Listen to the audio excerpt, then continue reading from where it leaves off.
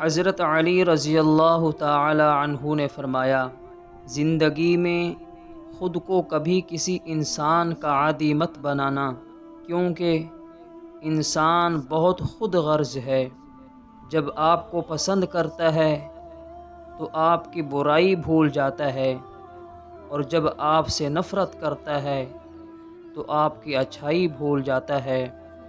حضرت علی رضی اللہ تعالی عنہ نے فرمایا، جو تمہاری خاموشی سے تمہاری تکلیف کا اندازہ نہ کر سکے، اس کے سامنے زبان سے اظہار کرنا صرف لفظوں کو ضائع کرنا ہے۔